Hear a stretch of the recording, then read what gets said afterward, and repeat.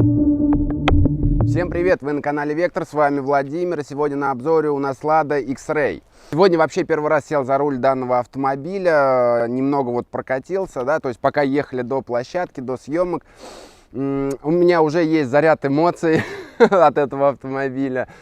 Сразу скажу, что не совсем хорошие, но они есть. Давайте немного о внешке. Смотрите, отрисованный X, это, по-моему, даже не нашими российскими дизайнерами было сделано, это, по-моему, какой-то немец рисовал, насколько я знаю, ну, информация из интернета, не более того. Смотрите, передняя часть отрисована интересно. Мне лично она нравится, она меня не раздражает, как бы, ну, симпатяга. А вот теперь погнали дальше. Отрисованный X. Вот как я это вижу со стороны, давайте вот с этой стороны вам покажу. Смотрите, вот здесь вот была Лада Гранта. Потом на эту Ладу Гранту надели колпак вот с этим центром, короче. Просто реально, это как будто вот этот X, он не от этого автомобиля. То есть вот Лада Гранта пошла, а сверху что-то натянули. Блин, красавчики дизайнеры, я не знаю, как вы это вообще сделали, зачем вы это сделали. Ну, смотрится просто убого. Здесь он не нужен, этот X. И вообще, знаете, вот у меня ощущение, как будто вот на джипы, да, одевают там пластиковые расширители арок или еще что-то. Вот реально, как будто сверху что-то приклеили. Погнали дальше. Смотрите, фары, да, фонари задние. Это просто, я не знаю, не от этого автомобиля. Они просто шли, то есть слепили кузов. Давайте приляпаем, вот сюда фару, короче. Все, машина высокая. Это у нас хэтчбэк. У них вообще категория этих автомобилей сейчас называется там кросс-хэтчбэк, да, то есть с увеличенным дорожным просветом, но обычно легковушка. Но можно покрасивее сделать, ребят, я не знаю, но вот этот фонарь опустить пониже, сделать какую-то полосу, то есть, ну, дизайнеры, вы где вообще? Не совсем понимаю этот автомобиль, он какой-то, ну, непропорциональный, да, узкий, высокий, большой дорожный просвет, то есть, ну, я не знаю, что это такое. То есть здесь как бы раз и все, и машина закончилась. Плюс здесь нету свеса, да, хорошо в плане парковаться, там проезжать какую-то геометрию, но это исключительно переднеприводный автомобиль. Полный привод здесь никогда не ставился и не доустанавливается. Поэтому смысла, как бы, ну, в таком свесе, я не знаю. В бампере вылита, я не знаю, ну, шишкой я это назову, просто реально шишка. И они просто ее обрубили. То есть, я так понимаю, может быть, в максимальных комплектациях, либо чтобы сами что-то доустанавливали, да, то есть, ну, дополнительно делали, чтобы дилеры, может быть, это делали. Сюда нужен брызговик. Ну, он прям сюда просто необходим и желательно серебристого цвета, да, то есть под цвет кузова. Потому что, ну, вот эта шишка, она серебристая. То есть, должно быть какое-то продолжение. Но его, к сожалению, нет. Парктроники есть, доустановленные, не с завода шли. По заднему бамперу. Вы у кого научились вот этот шоколадный глаз по центру делать? Зачем? Почему нельзя? Слушайте, вот вместо этих катафотов, я не знаю, 2 туманки задние сделайте, пожалуйста. Зачем он здесь по центру? Просто, ну меня это раздражает. Смотрите, еще момент покажу. Кузов очень сильно надут, да, и очень узкие колеса. Вы у китайцев научились так делать убого или что, я не пойму? Ну, поставьте тогда колеса пошире, что ли, ну, как бы резина, чтобы шире была. Потому что ощущение, как бы, ну, автомобиль смотрится как будто как колесница, да, помните, раньше были на деревянных колесах, на узких, вот, ну, то же самое.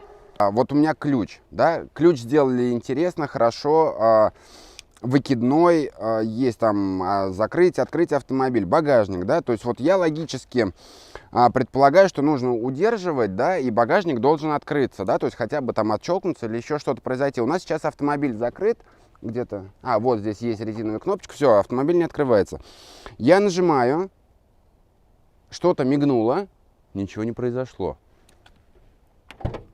Он открылся, нажимаем на кнопочку, открываем багажник. Сейчас проверим, двери, кстати, открылись или нет. Нет, двери не открылись. То есть эта кнопочка снимает с центрального замка крышку багажника. Бля, красавчики. Инструкцию напишите обязательно, как пользоваться этим ключом.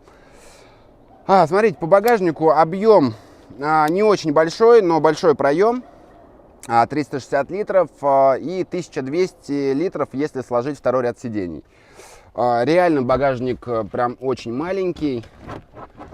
Зачем вот эти вот все подстилки? Здесь есть коврик, пластиковый, правда, коврик. Я их называю, это корыто, это не коврик-багажник. Реально это корыто, потому что, слушайте, ну, чтобы куда-то добраться, надо... Да ладно. Так, полноразмерное запасное колесо, отсутствие шумоизоляции. Ну, в принципе, в АвтоВАЗе меня это не удивляет и никогда не удивляло, что они не заморачивались такими вещами. Люди, видимо, еще, знаете, покрывало стелят дополнительной шумоизоляцией. Ну, фиг его знает. Дешманская тоненькая полка, которая гремит. Очень-очень дешевый пластик. Все шевелится. Все болтается, галогеновая лампочка есть, подсветочка багажника. Она просто здесь есть, потому что света галогеновая вот такая маленькая лампочка здесь не даст. Никаких органайзеров, ничего нет. Бокс здесь уже доустановили. Бам-бам-бам-бам-бам-бам. Да, огромнейшая ручка, то есть можно двумя руками вот так вот делать. Ладно, это все ерунда. Дырки какие-то, дренажи, видимо. Ну, машина свежая, машине всего 2 года. Как бы пока ржавчины никакой нет. Надо открыть автомобиль. Мы же только багажник, оказывается, открыли. Давайте попробуем откроем. Дешманская ручка. Смотрите, но сделали какую-то капельку. Я не знаю, уже для приличия тогда сделали бы какой-нибудь сенсорный бесключевой доступ, что ли. Ну, зачем вот эту каплю сделать? Дверь очень легкая, прям очень. Не знаю, из чего она сделана. Ну, вроде как бы металл, но очень легкая. Дверь открывается, смотрите, ну, в принципе, практически, наверное, 90 градусов реально. Как бы проем есть. Единственное, что сразу по дверям скажу. Пороги всегда грязные. Дверь порог не закрывает. Ну, в принципе, в России об этом никогда и не думали, потому что, ну, инженеры, разработчики, наверное, думали о том, что на АвтоВАЗе должны ездить в резиновых сапогах, да, причем в болотниках, прям, чтобы прям по самый пояс там натянули. Ну, и ничего страшного. Ну, зачем заморачиваться?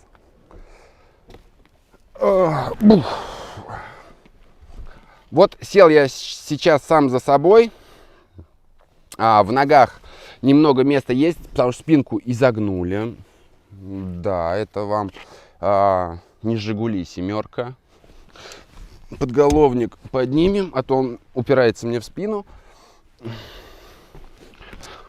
Неудобно. Неудобно здесь просто, знаете, назову я, наверное, это скамейкой. Иногда даже, кстати, в парках скамейки намного удобнее, да, угол спинки комфортнее, чем здесь. То есть здесь прям я вот сижу вертикально, ну, на длительную поездку я бы не хотел здесь ехать. Место над головой, ну, немного есть, хотя на кочках я буду упираться. Но и машина, подвеска скачет, то есть, ну, качение вот вертикальное, оно здесь есть. Небольшой плюс АвтоВАЗу: ремень безопасности находится низко. В принципе, по плечу, то есть по шее не будет. Как детям на бустере, кстати, наверное, возможно, тоже будет удобно. Подлокотника нет. Дешманский пластик. Привет АвтоВАЗу, наверное, ВАЗ-2110, начало 2000-х, хотя сегодня 2023 год. Совсем все деревянное, совсем все пустое, совсем все скучное. Спасибо за электрические стеклоподъемники 2-го ряда сидений, но и то это зависит от комплектации. То есть здесь комплектация простая, на механике, но со стеклоподъемниками для 2-го ряда сидений.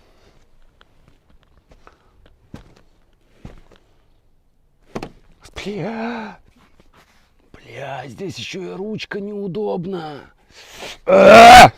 Предлагаю посмотреть, наверное, под капотку, техничку немного, да, и потом переберемся за место водителя, что ли, я не знаю, или терпилы. Ну, определимся. Я сяду, и я вам все расскажу. Года прошли, число сменилось, ни хрена не изменилось. Это АвтоВАЗ.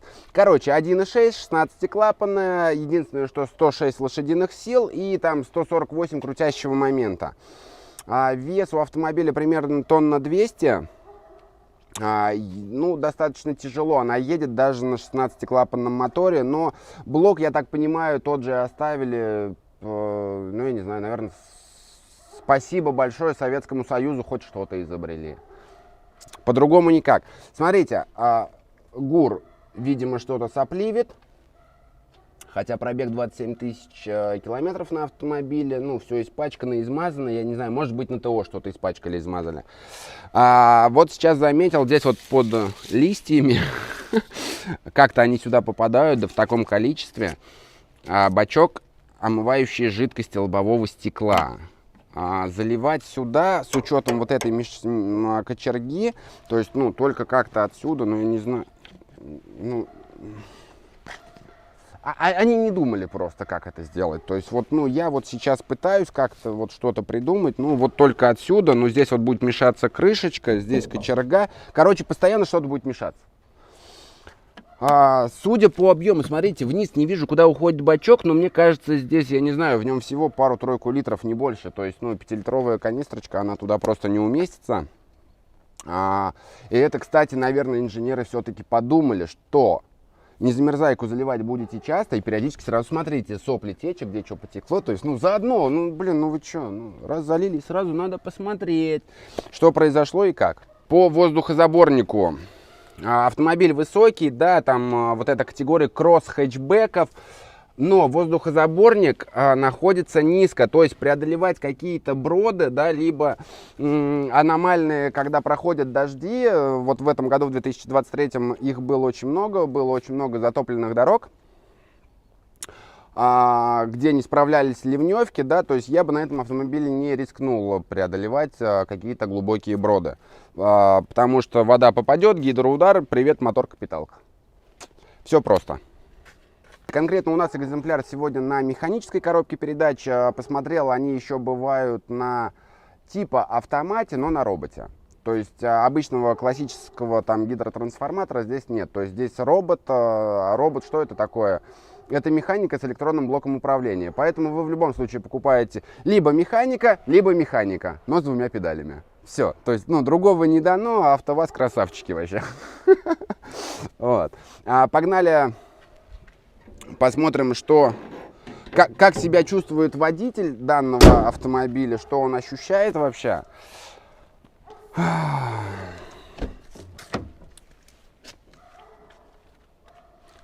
Отворилась калитка у забора. Ну, у меня на заборе на даче калитка тяжелее и интереснее.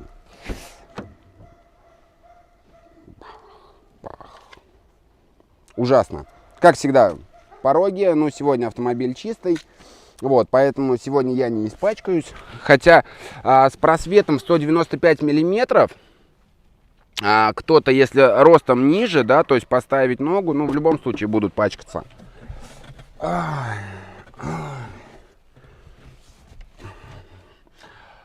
Остекление ужасное. Панель поднята очень высоко. Я вот сейчас, ну, вот этим лифтом поднялся на максимум, да, то есть под себя, ну, попытался настроиться. Попытался, потому что руль, очень маленький диапазон регулировок, и по вылету вы его не отрегулируете никогда в жизни.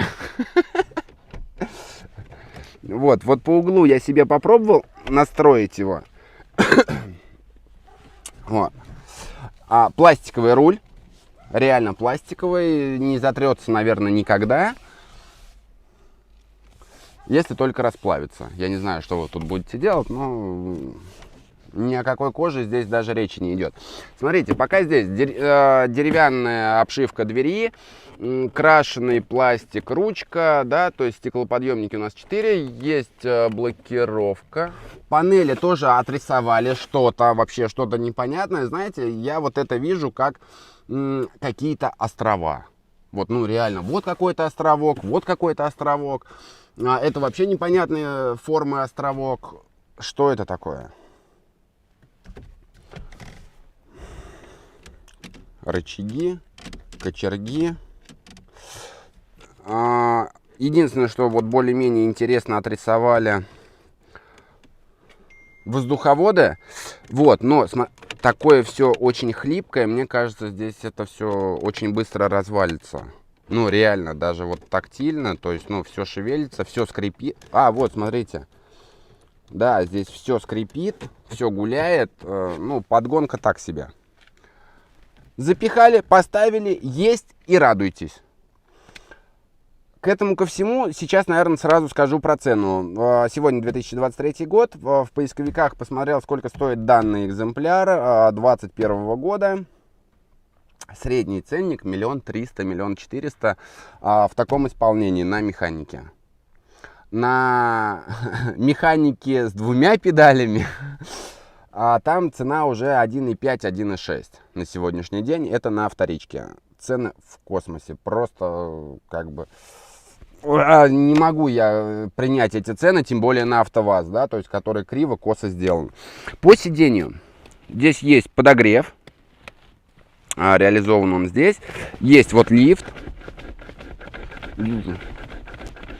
Ну, как всегда, зарядка, да, то есть, ну, даже считать не буду. Все это делается с каким-то шумом, это задевается. Подгонка классная, по пластику это все... смотрите. Реально. То есть вы чуть-чуть нажимаете и вы трете пластик. То есть вот это все затрется. Ну, если постоянно водители будут меняться, да, то есть, ну, там по какой-то причине, там у вас в семье один такой автомобиль, да, и вы разного роста, то, ну, вот это вот, ну, затрется очень быстро. Вперед-назад здесь салазки. Смотрите, здесь подлокотник, он доустановлен. То есть завода ничего не идет, но без него неудобно, да, то есть подлокотник нужен. Смотрите, регулировка спинки, она находится справа. Здесь флажок, и если подъехать вперед, то с учетом, ну, подлокотника отрегулироваться будет, ну, просто нереально. Блин, бредятина. Ладно, пусть будет. Хорошо, смотрите, ручник, да, раз опустили. Зачем этот карман? Как туда что-то положить вообще? Вот, ну, здесь ручник. Вот как сюда? То есть вам нужно что-то сюда положить или взять, да, то есть, но здесь там закрыто. Вам нужно остановиться, поднять ручник, что-то взять, что-то положить. Бредятина. Какие-то кнопочки. Имитация, нет, это не кнопочки. Возможно, что-то в комплектациях здесь, ну, доустанавливается. Либо что-то можете заколхозить дополнительно, я не знаю, какой-то свет, какие-то диодные ленты а-ля китайщину, ну, сюда добавить. Я так понимаю, китайщина здесь уже присутствует, самый дешевый пластик. По эргономике вообще не идеальный автомобиль.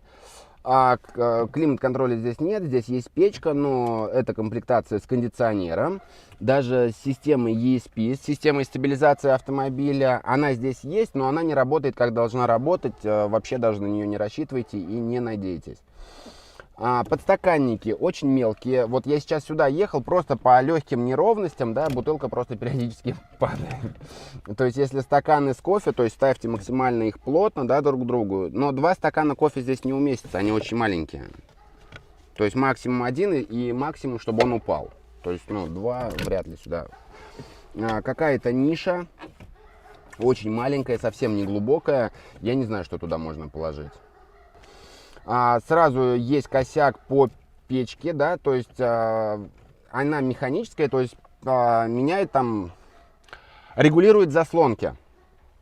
То есть они в механическую, то есть это даже чувствуется, ощущается и слышится, да, то есть что вы передвигаете заслонку, делайте это периодически, потому что они закисают, и, короче, уже вот в последнем положении это очень проблематично сделать. То есть нужно прилагать усилия. Даже дилеры как бы об этом сказали, эта машина на гарантии, ездит, обслуживается, делает ТОшки, то есть этот вопрос был поднят как бы по гарантии, да, то есть почему жестко, почему заедает, закусывает, сказали, пользуйтесь чаще, это сказали дилеры, реально. Следующая фишка, вот я прокатился, да, так, давайте, я выключу. Вот я зажигание еще не включил, я повернул ключ в одно положение, здесь сразу заработала печка. Как это вообще? Ну, музыка и печка. Печка обычно срабатывает, когда ключ поворачиваешь, то есть, ну, включаешь зажигание, да, то есть, чтобы, ну, начали работать там бензонасосы или еще что-то. Здесь это работает просто при первом положении. Бред. Музыка. USB, AUX, Bluetooth тоже есть, с трудом, но можно настроиться. Давайте я включу, вот так вот, сейчас я попробую убавить. Не, вот она включается. Смотрите, Маруся какая-то, Россия, конечно, радио Маруся. Смотрите, я вот просто сел в этот автомобиль сегодня вообще первый раз, мне нужно было доехать, и играла громко музыка, мне нужно было ее убавить. Интуитивно я сразу начал крутить вот это колесико. Это логично, ну и в принципе понятно, да, в большинстве автомобилей сделано именно так, и это удобно, то есть быстро там убавил, прибавил там. Нет, здесь вы можете переключать треки, либо там радио вот этой крутилкой. А звук надо вот так вот делать, вот так вот, вот так вот. А удерживать он не прибавляет. Нет, пытается. Блин, ну вот так вот это надо делать, чтобы разбить вот эти кнопки. Как вы это сделали? Единственное из удобного, что здесь находится, это аварийная сигнализация, да, назовем ее, наверное, так. Аварийка, скажем проще. Она находится удобно, ну, потому что это АвтоВАЗ. Либо вы там часто сломались, вам сразу ее надо включить, у вас что-то произошло. Либо где-то вы накосячили, вам постоянно нужно там извиняться, говорить спасибо, что вас пропустили. Все. Центральный замок, закрывание дверей здесь вот справа, не знаю. Это все на любителя. Кому-то может быть удобно. Ну, мне не очень удобно, когда что-то касается дверей, находится в центре. Ну, реально. И про КПП, да, то есть здесь уже переделали, да, там от Привет ВАЗ-21, там 15. Больше Рено, большой рычаг, прям, ну, такой достаточно большой. Все четенько, передачи включаются хорошо. Единственное, ход сцепления достаточно большой. Чтобы заднюю передачу включить, надо прям вообще до конца прожать педали, и тогда она... нет, не включается. Не включается. О, вы слышали этот звук? Все-таки это АвтоВАЗ. Реально. Смотрите, еще один минус заметил. Сейчас на современных автомобилях... на механике, да, то есть автомобиль заводится только с выжатым сцеплением, да, то есть это сделано из-за безопасности, чтобы вы на передаче не заводили автомобиль, и он там случайно не уехал, не укатился. Смотрите, АвтоВАЗ. Ноги я убрал вообще от педали, у нас нейтралка, на ручнике машина.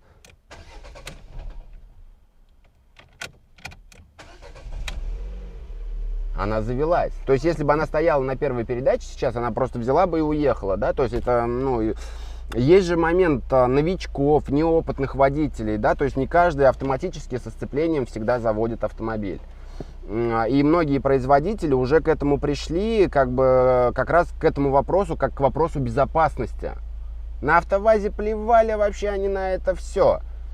Вообще здесь, походу, инженеры и, там, я не знаю, инженер-разработчик, все в одном лице, вот ездит рядом. Он постоянно здесь. Просто, ну... Только он мог изобрести этот автомобиль вообще. Настолько практично сделать, настолько классно его сделать. Дайте руку пожму, чувак. Унизил как смог. Есть небольшие плюсы, конечно, я о них потом расскажу. Что у нас тут еще есть? Бардачок. Большой, глубокий. Только с длинными руками можно дотянуться. Какие-то держатели. Все очень дешманское, тактильно прям неприятно. Смотрите, по сиденьям. Сзади у нас лавочка, впереди тоже некомфортная, поясничного подпора, регулировок вообще никаких нету. Тряпка тоненькая, тряпка тонкая, очень тонкая, да, то есть вот она прям такая. Вот здесь вот чуть-чуть, нет, такая же просто, да. Рисунок просто другой. Не знаю, насколько это будет практично. Здесь пробег очень маленький, пока не сказалось. Боковой поддержки здесь никакой нету. Здесь все очень мягкое. То есть, ну, я не знаю, обычная подушка из дома, грубо говоря, да, то есть вот под голову. Но никак не сиденье. Огромная кочерга. Прям огромная.